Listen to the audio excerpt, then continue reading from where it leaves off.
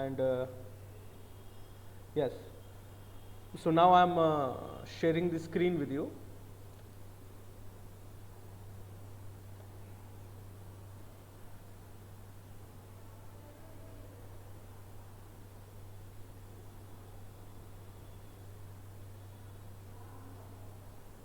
Okay, so the question number 16, the first question is saying that the pole face of a permanent magnet as shown in the figure is shown in the figure.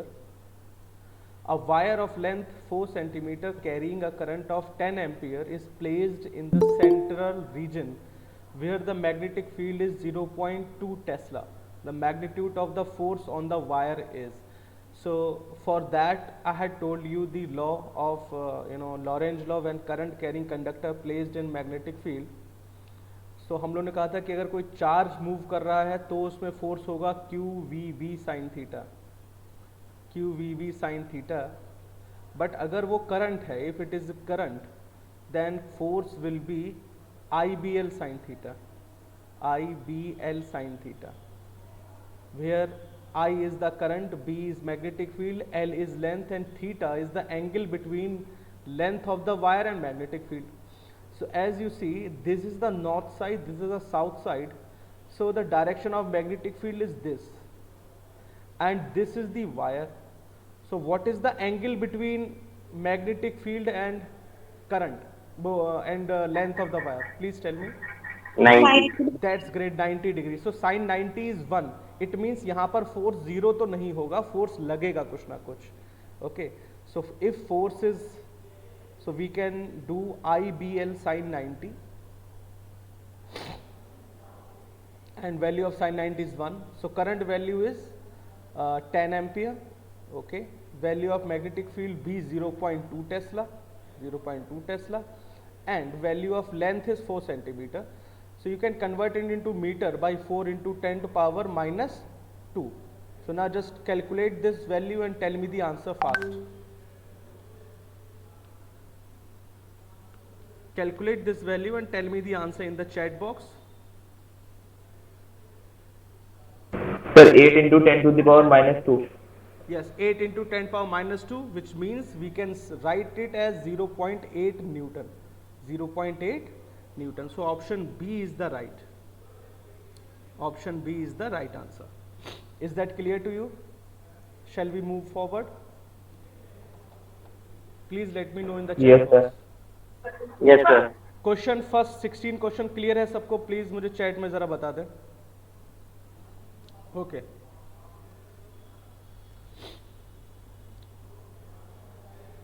good.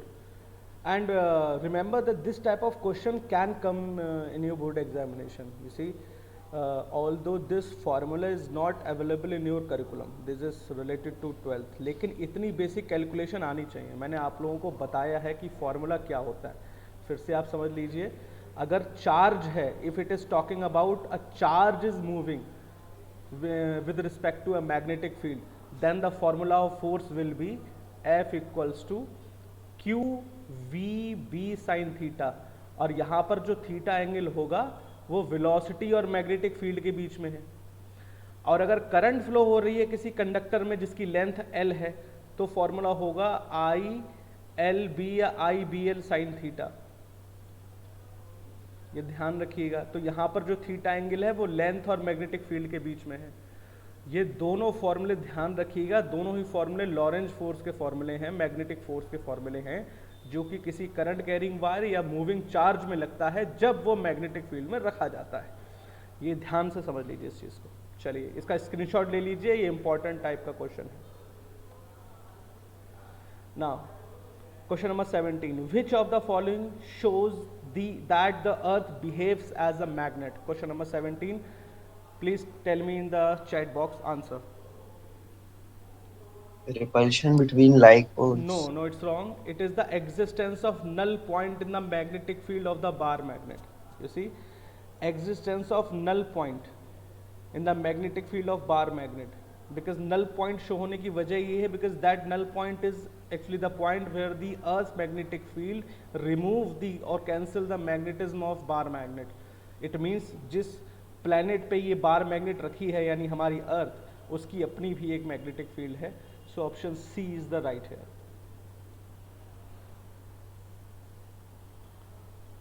Moving to the next question, which among the following gets strongly attracted by magnets? मैं discussion में इस question को कई बार बता चुका हूं. I hope you can answer. Please tell me the answer.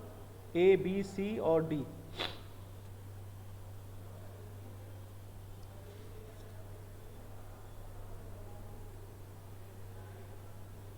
Okay, so let me tell you, I had already told you that we have three type of magnetic material: diamagnetic, paramagnetic and ferromagnetic.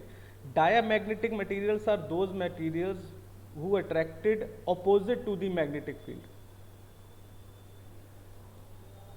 Opposite to the magnetic field. So basically they repel. ये magnetic field को repel करते हैं, ये magnetic field में attract नहीं होते हैं. Paramagnetic material, these materials attracted towards the magnetic field, towards the field, but lightly, यानी बहुत strongly नहीं होते. But in case of ferromagnetic materials, they highly attracted, strongly, highly attracted towards field, towards magnetic field. Now which will be the answer of this question? The ferromagnetic. That ferromagnetic substance will attract strongly. अच्छा, इसको समझ लीजिए. अगर इसे किसी हम block structure से समझें, जैसे मान लीजिए हमारे पास ये पैरामैग्नेटिक मटेरियल, डायमैग्नेटिक मटेरियल का टुकड़ा है, ये पैरामैग्नेटिक मटेरियल का टुकड़ा है और ये फेरोमैग्नेटिक मटेरियल का टुकड़ा है. तो जो मैग्नेटिक फील्ड लाइंस है वो डायमैग्नेटिक मटेरियल से रिपेल हो जाती हैं इस तरह. You are still not joining with your official IDs, students. It's very bad.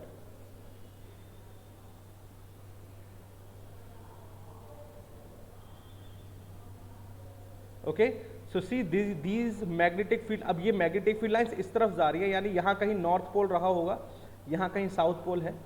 So magnetic field lines going from north to south, but they are repelled by a diamagnetic material. तो ये diamagnetic material की quality होती है, ये attract नहीं होता magnetic field में. And the next thing is paramagnetic material. So paramagnetic material attract होते हैं but they attracted very lightly. Magnetic field lines को ये अट्रैक्ट कर लेते हैं but very lightly. Okay, suppose ये नॉर्थ पोल है, इधर साउथ पोल है. लेकिन in case of ferromagnetic material, magnetic field lines very strongly attracted towards the ferromagnetic material, very strongly.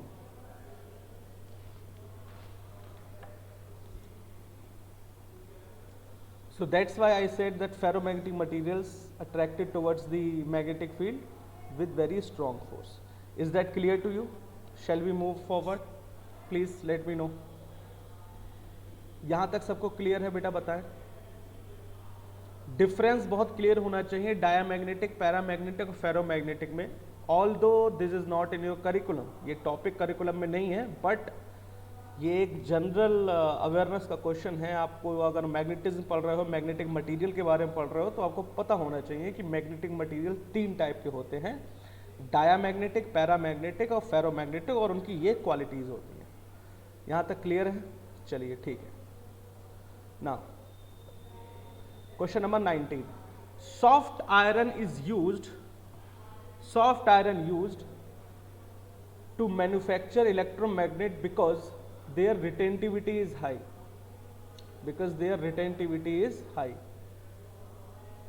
Okay, so let me tell you about the retentivity and coercivity.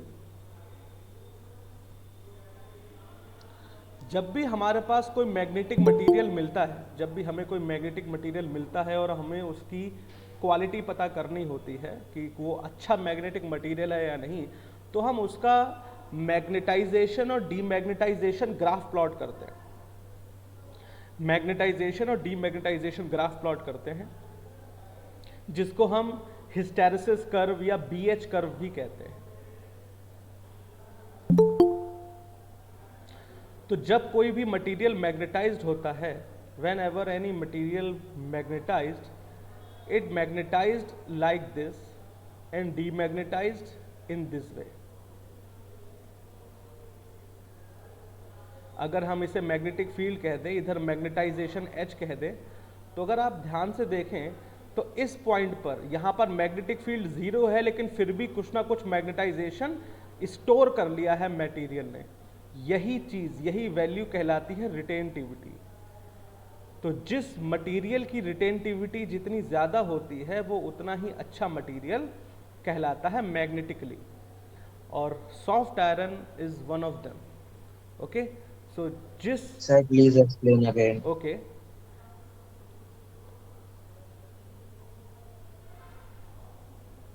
okay, let me show you.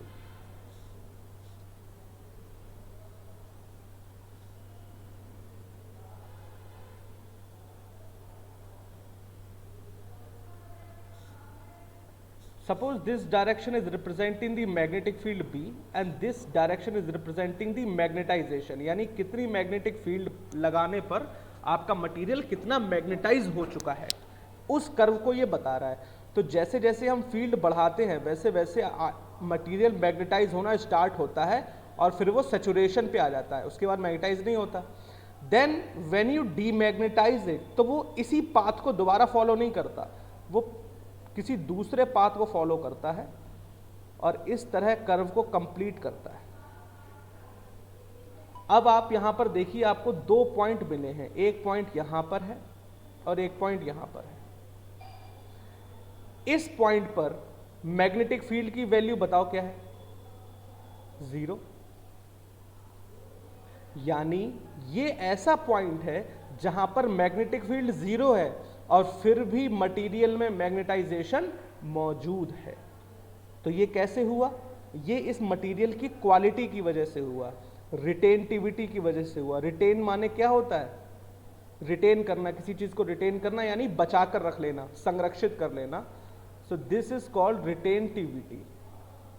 यानी 0 magnetic field में भी अपने अंदर magnetism store कर लेना, अपने अंदर data store कर लेना। और एक्चुअली यही क्वालिटी डेटा स्टोरेज डिवाइस बनाने के काम में आती है। जो आप pen drive, flash drive, memory card देखते हो ना, वो इसी मैग्नेटिक मटेरियल की बनी हुई होती हैं जिनकी रिटेंटिविटी अच्छी है, जो अपने अंदर मैग्नेटाइजेशन स्टोर कर लें, मैग्नेटिक एनर्जी स्टोर कर लें।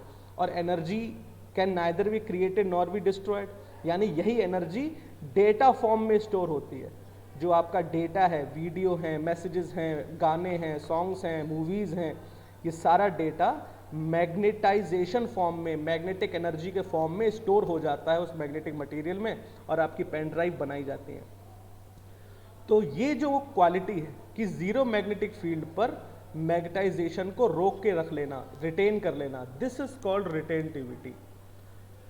तो जिस मटेरियल की रिटेंटिविटी जितनी अच्छी होती है वो उतना ही बेहतर मैग्नेटिक मटेरियल कहलाता है। And soft iron is one of them. तो जो इलेक्ट्रोमैग्नेट की कोर है वो सॉफ्ट आयरन की इसीलिए ही बनाई जाती है क्योंकि उसकी रिटेंटिविटी अच्छी है as compare to other elements. Now is that clear? Please let me no.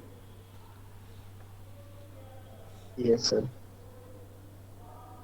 Please सभी लोग मुझे चैट में बता दें बेटा, एक बार क्लियर है ये कॉन्सेप्ट मैग्नेटाइजेशन और डीमैग्नेटाइजेशन का?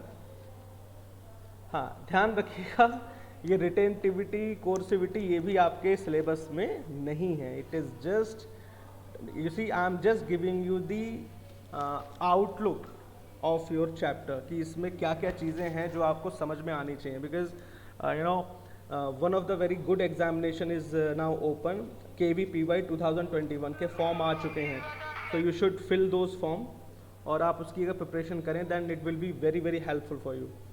Okay, and KVPY Olympiad, and if you are targeting for some good examinations, so those examinations can never restrict their questions to your syllabus actually. वो आपके syllabus से थोड़ा आसपास के questions भी पूछते हैं। That's why I prepared this special worksheet for you. Okay, move on.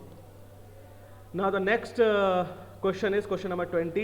a coil is placed in a constant magnetic field. As you see, a coil is placed in a constant magnetic field. The plane of coil is parallel to magnetic field. Plane of coil is parallel to magnetic field shown in the figure. Then the flux passing through the coil will be. Flux passing through the coil will be. So मैंने आपको पहले भी बताया था कि अगर कोई भी एरिया है तो उस एरिया का एरिया वेक्टर हमेशा परपेंडिकुलर होगा उस एरिया के, परपेंडिकुलर। तो अगर ये पैरेलल रिंग रखा हुआ है तो इसका एरिया वेक्टर तो बाहर की तरफ आएगा, ऊपर की तरफ आएगा, जो कि मैग्नेटिक फील्ड के संग कैसा एंगल बनाएगा, 90। और फ्लक्स का फॉर्मूला मैंने आपको बताया था BA cos theta, BA cos theta and cos 90 की वैल्यू 0, इसीलिए फ्लक्स की वैल्यू भी 0। So option C is the right answer for question number 20। Please take the screenshot.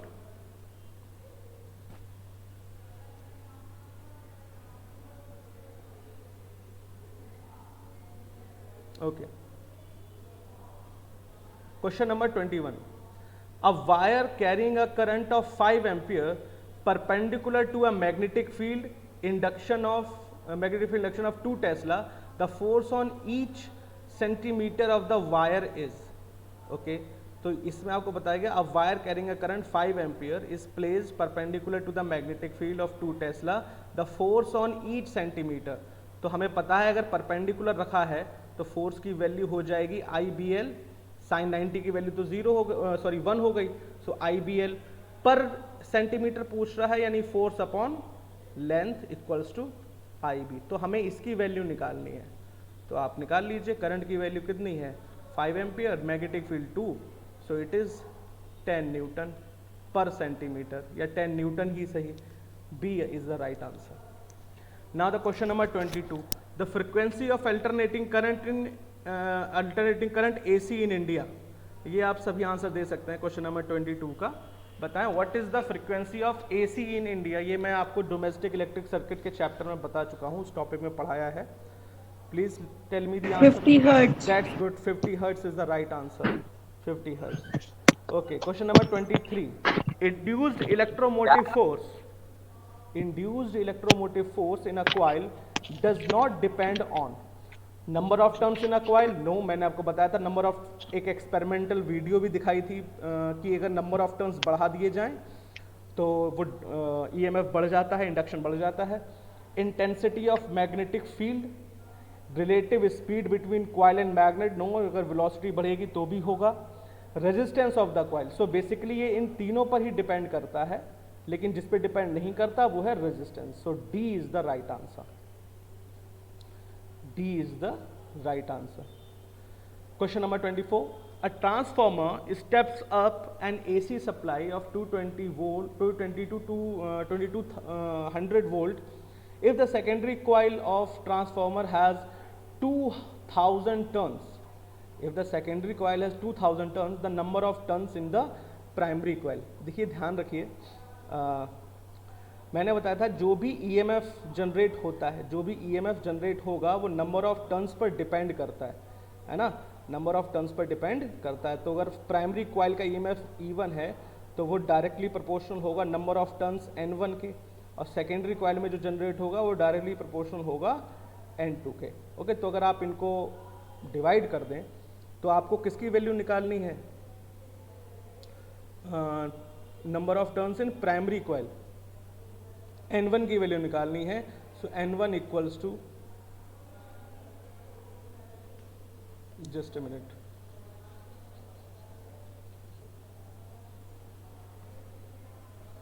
So N1 equals to E1 into N2 upon E2। Okay, so E1 is 220, N2 is 2000, E2 is 2200. Okay, so 20 will be cancelled and give 1. Okay, so it is 100 turns, 200 turns, 200 tons will be the right answer, option number A. Please take this screenshot.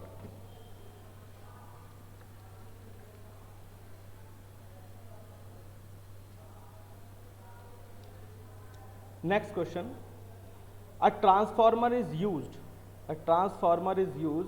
to transform electrical energy into mechanical energy. No, ये तो electric motor करती है. To obtain suitable DC voltage. No, मैंने आपको बताया था transformer alternating current पर काम करता है और ये म्यूचुअल इंडक्शन पे काम करता है. To transform AC into DC. No, that is rectification, ये रेक्टिफायर का काम होता है. To obtain suitable AC voltage. Yes, so transformer is use to obtain suitable AC voltage. Option number D is the right answer. So let me tell you, transformers are of two types. One is step up and one is step down. If अगर लो AC voltage को high AC voltage में convert करता है तो ये step up है, और अगर हाई AC वोल्टेज को लो AC वोल्टेज में कन्वर्ट कर रहा है तो ये स्टेप डाउन ट्रांसफार्मर है. ये बेसिक डेफिनेशन है दोनों टाइप के ट्रांसफार्मर्स की, और ये म्यूचुअल इंडक्शन पे काम करता है और AC करंट के लिए काम करता है. ये चीज ध्यान रखिएगा. Next question number 27. Question number 27. What is increased in step down transformer?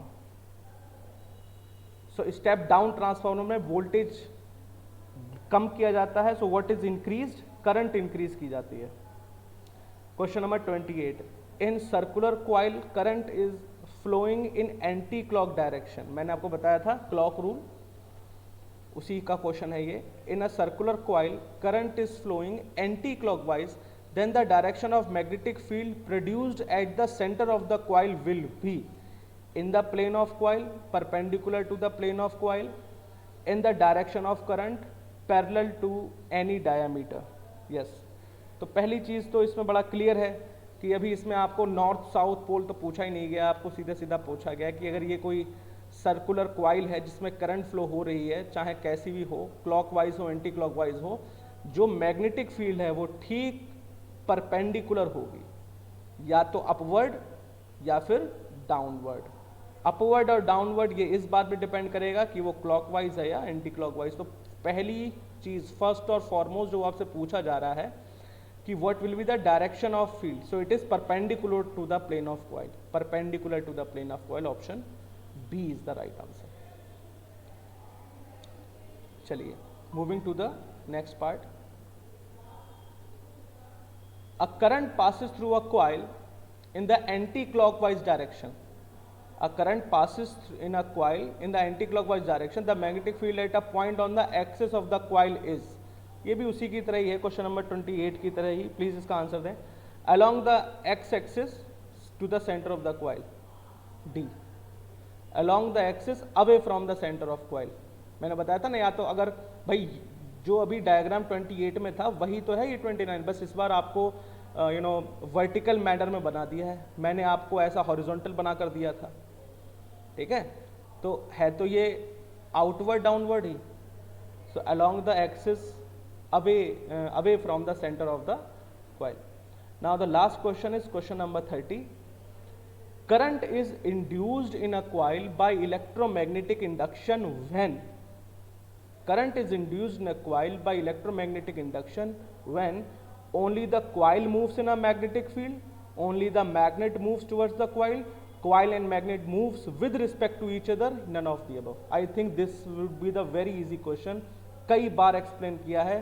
I think you can answer question number 30. Please answer it. Please answer the question number 30.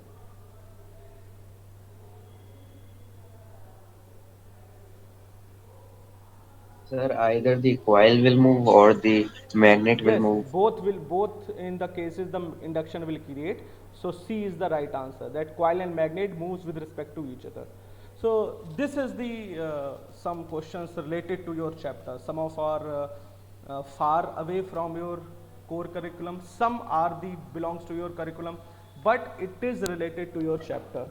And if you are targeted to some good scholarship exam, as national NTSC, National Talent Search Examination is also coming through, and KVPY forms are available on the website, so you should fill these forms, you should start preparation, because only then you can assess yourself that where you are currently stand in the whole country level.